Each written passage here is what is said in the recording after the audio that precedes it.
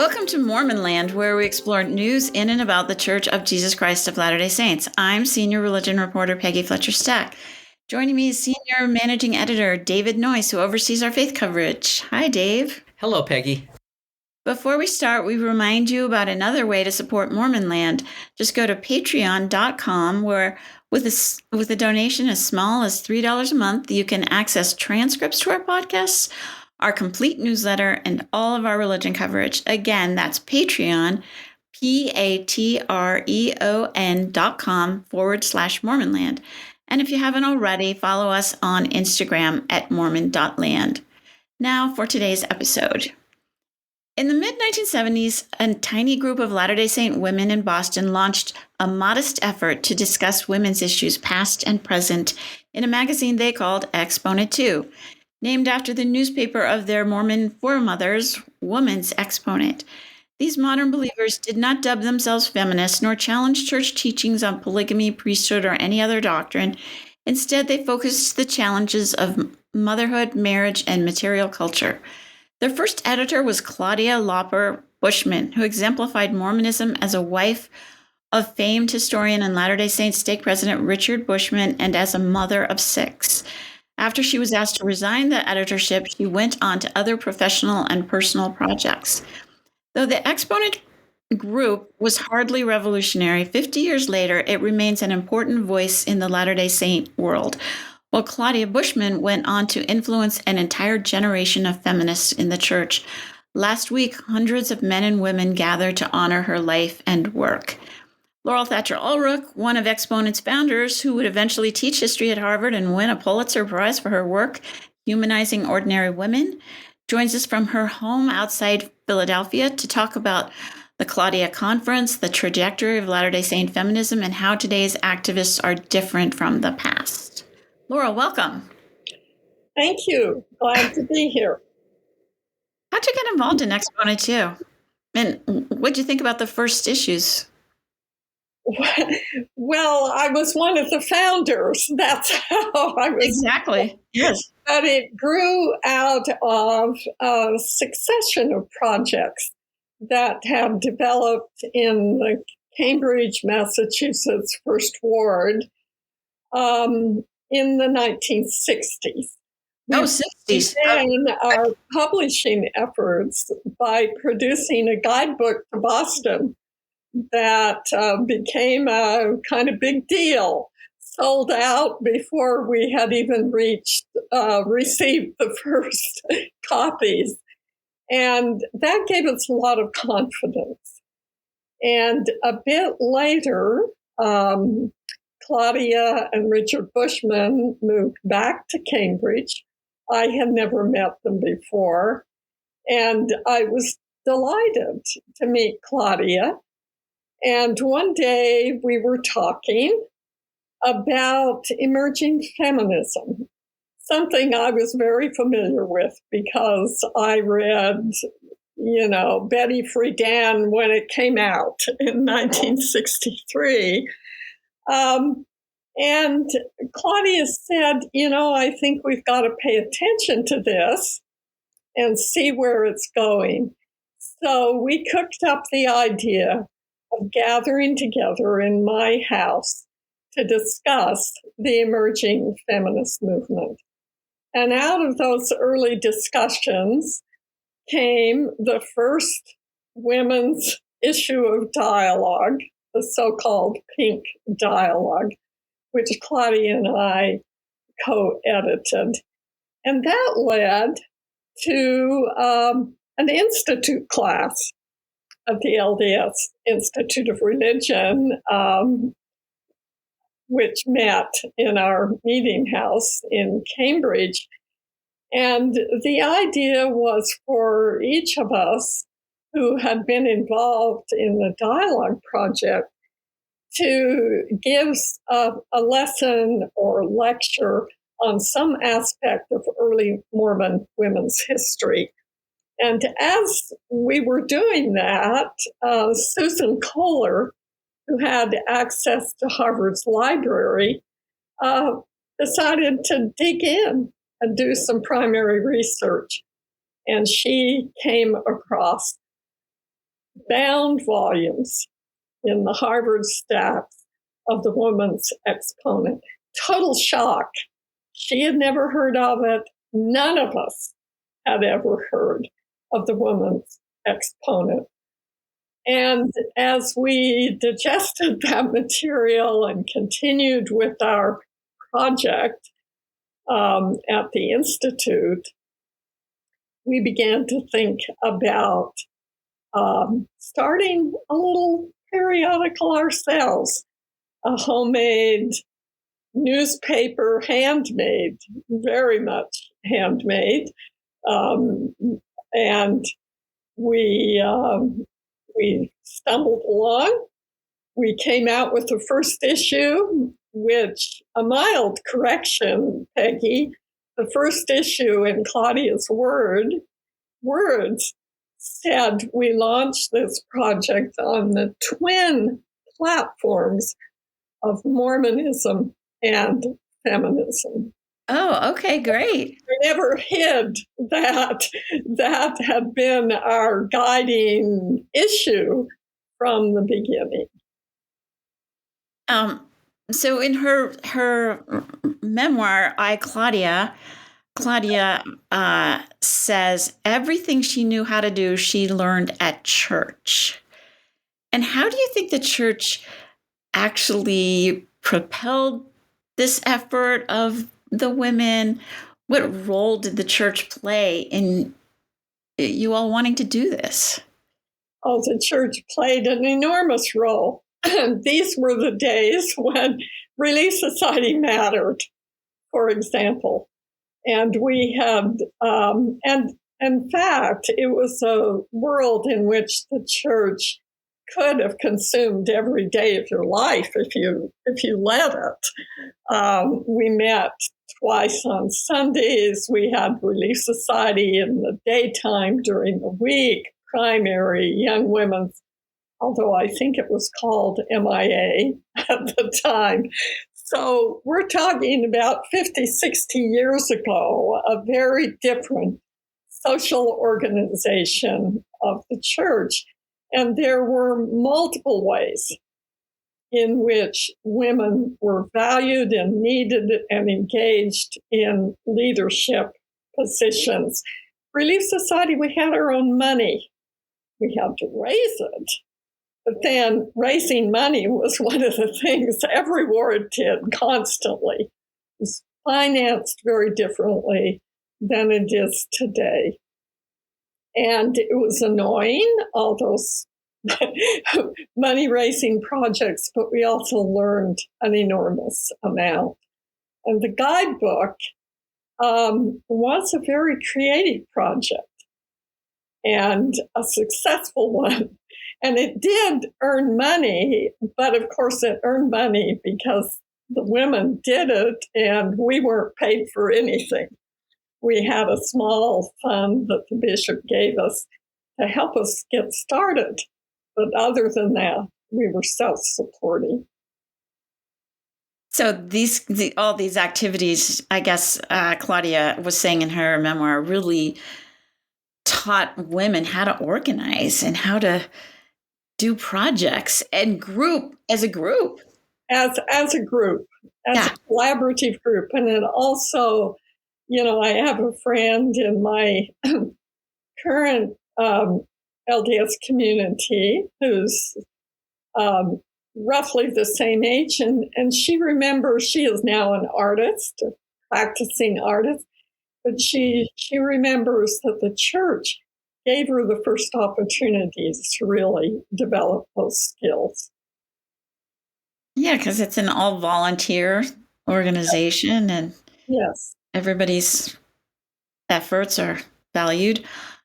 So Claudia ran into some trouble as the editor, primarily because she was married to a stake president, right? Yes. So on the one hand, she gets status in the church by being married to a stake president. On the other hand, she's vulnerable because she was married to a stake president. Is that how you see it, or? Well, it's a little more complicated than that. Okay. We're in urban community on the East Coast. We're not in Utah. And it was kind of a phenomenon that that we were noticed by the Boston Globe. I mean, the Boston Globe occasionally would have something to say about Mormonism because many of the members are fairly prominent in their own occupations. But a reporter for the Boston Globe got very interested in what we were doing. Actually, I think it may have come out of something that I had written. And she interviewed me, and then it kind of picked up from there. And they did a nice article. They interviewed Claudia. They talked about the Exponent, and they obviously asked her about the race issue. This was a period when Mormons were notorious everywhere for not allowing Blacks to have priesthood or temple blessings. And what do? You've got a great opportunity to showcase the church, and you have to deal with tough questions. And she did a good job. But that upset some people who thought she was implying that local Mormons were not fully committed to the program. It was an unfortunate response, I think, on the part of the church. And it certainly was a discouraging event for those of us who felt we were doing something that was not only acceptable, but that was productive and useful to the church. So after she stepped down, did the church ever come after anybody else, or, And by the way, it sounds like, journalists are partly to blame too. That often happens. I'm sure there were rumblings here and there. I'm sure there were people who thought we were, off the wall. But I don't know of any official effort to shut down Exponent II. Mormon Land will be right back. So, Laurel, I was just going to drill down a little bit more. I guess there was a meeting of Exponent II women with L. Tom Perry in which he expressed some of his concerns. Oh, yes. Do you remember that? And yeah, well, that also makes it a little complicated. It's amazing how many general authorities of the church had been in the greater Boston area. There was quite a crowd of them. And L. Tom Perry had been our stake president before he was called into the general church leadership. And so he was a friend.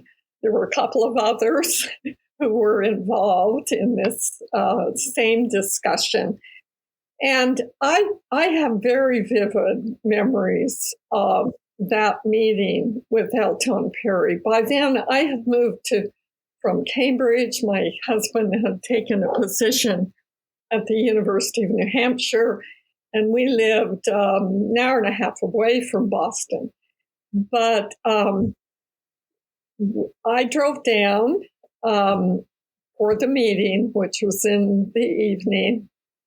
And I remember being quite concerned and troubled that we knew that Claudia had been receiving some pressure about being editor of Exponent.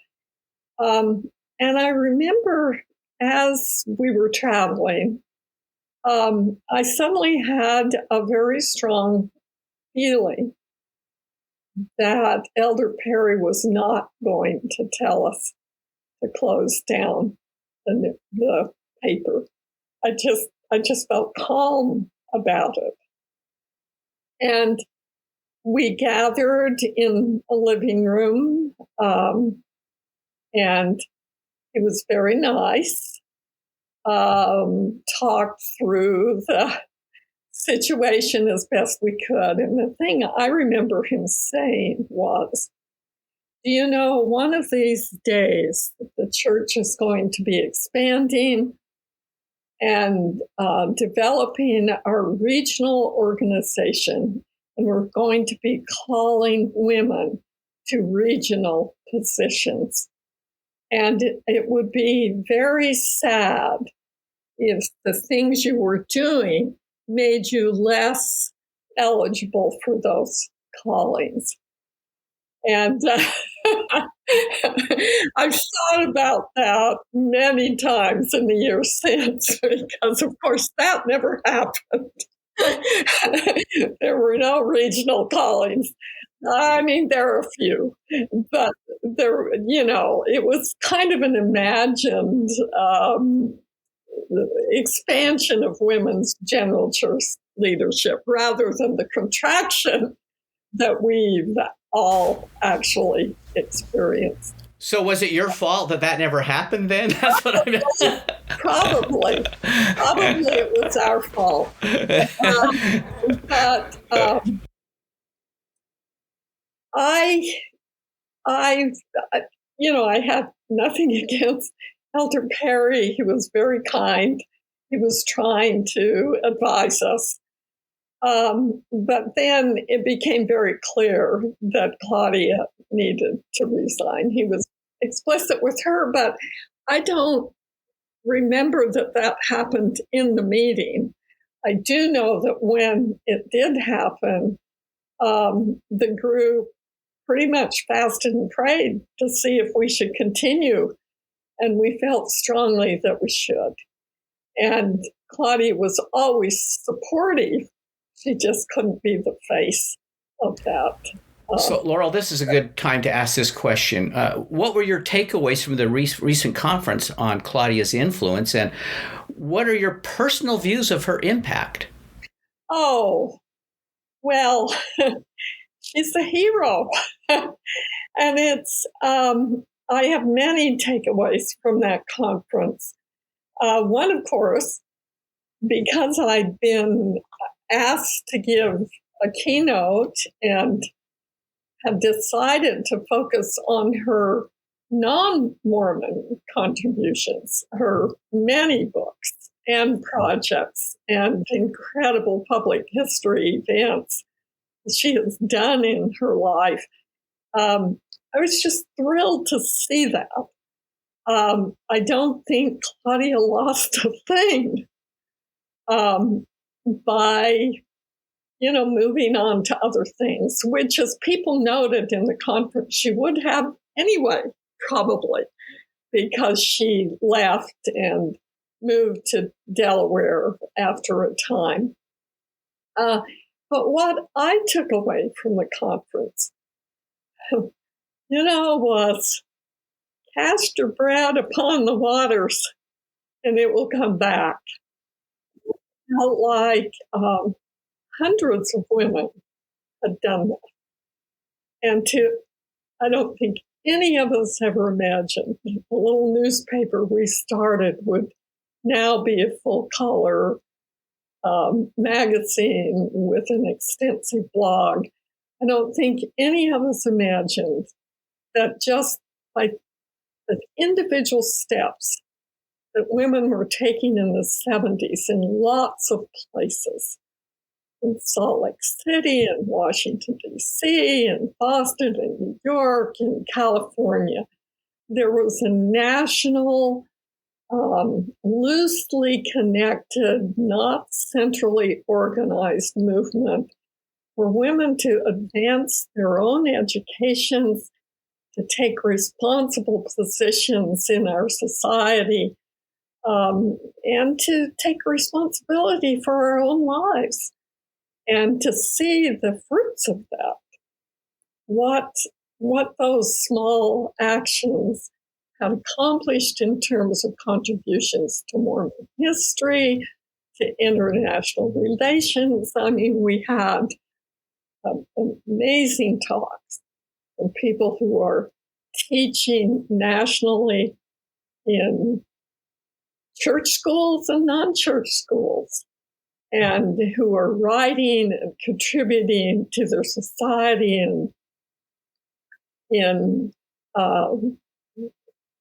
Africa, in Ukraine, in Mexico, all over the world. So to me, it was a testimony to the power of Latter-day Saint networks, that we could all come together and share our stories, even though we were in many parts of the country and the world right now.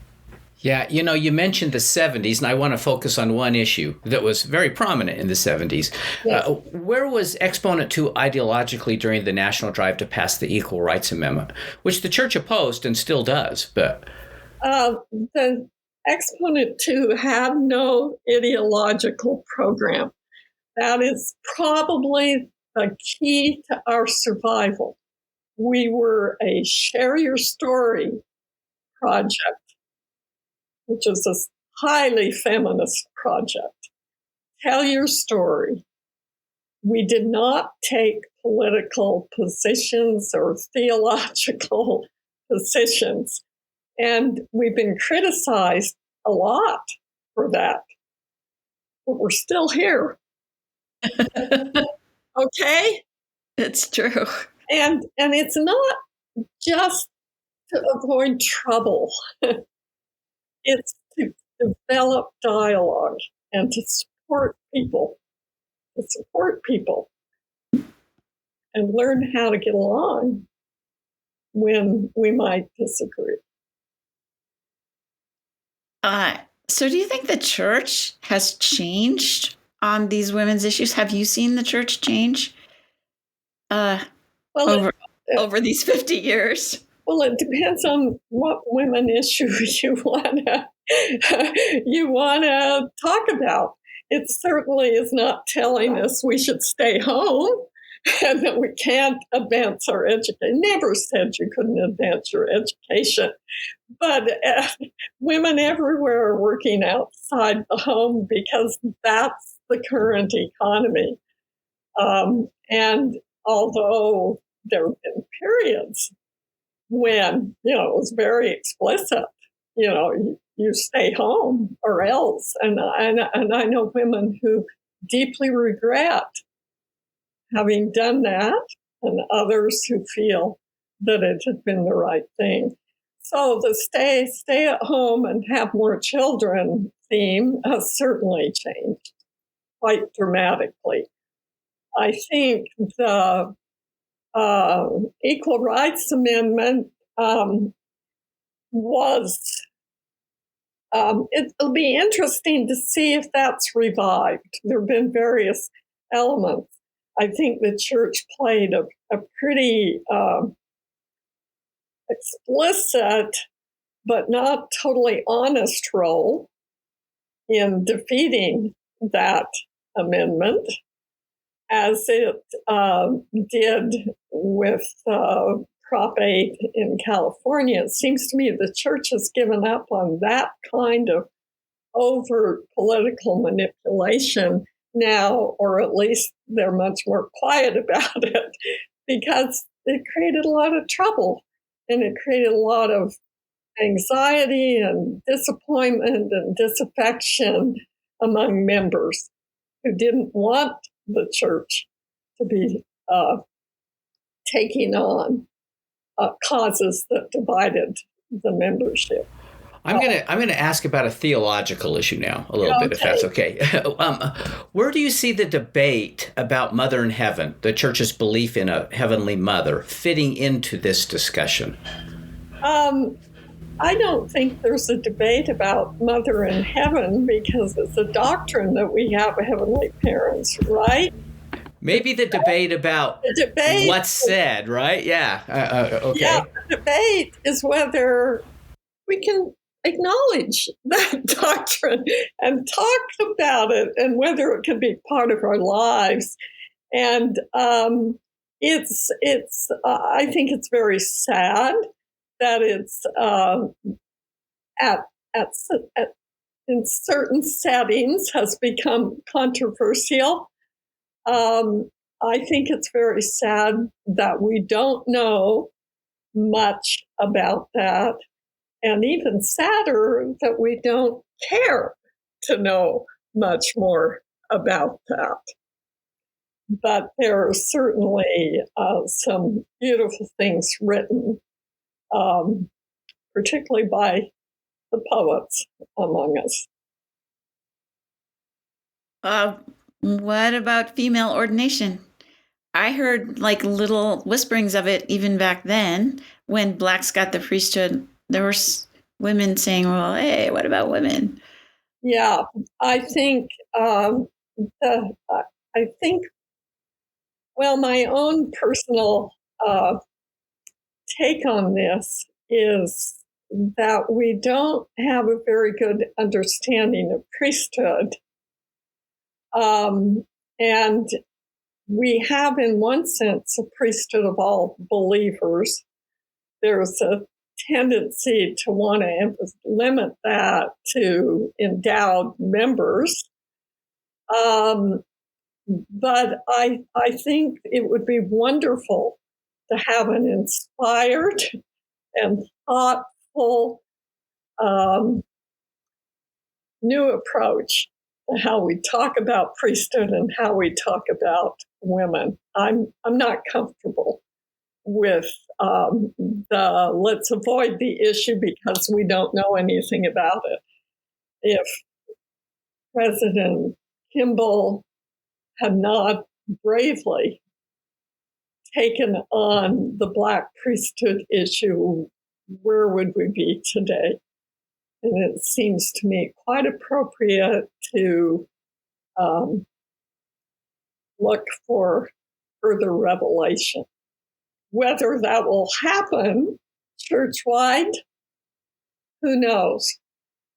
But I don't think the priesthood issue prevents us from living our lives and exercising our faith and our inspiration within or beyond the formal church community. So, Laura, I'm going to ask you a question about, we just, at the time of this recording, we just posted this morning a story talking about Apostle Del Renland was speaking in Southern California, and he conceded that, quote, Latter-day Saint leaders haven't done as good a job as I think we can within the bounds that God has set, end quote, to address gender inequities in the church. That was the subject. What are some things you think the church could do to address those inequities, even short of ordination? I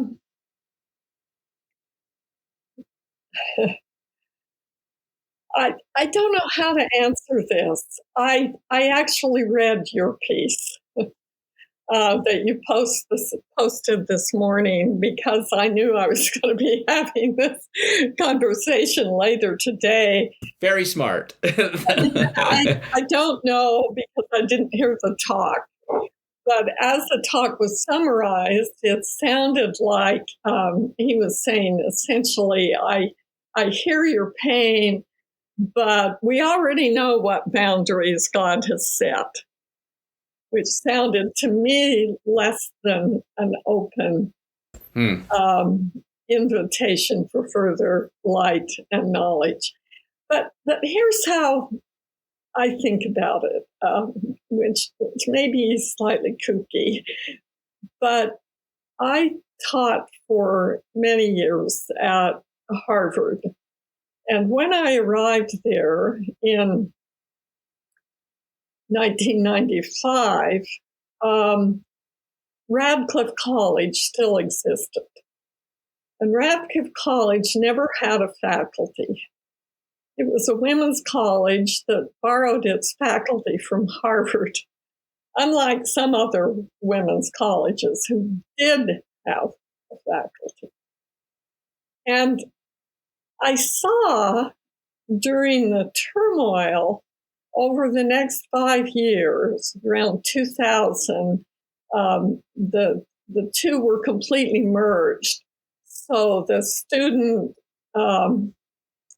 advising and control and signing of diplomas and so on that have been part of Harvard now became part of one large organization, and women no longer were a 1-to-4 ratio of admissions, but were offered admission at the same rate as men.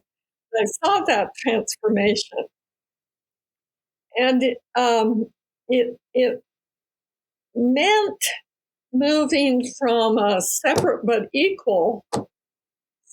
not equal, but at least a separatist system where women had a lot of power over their own community, as Radcliffe did. And there were Radcliffe alums that really wept when Harvard essentially took over all the management of female students, to an equal but not equal system.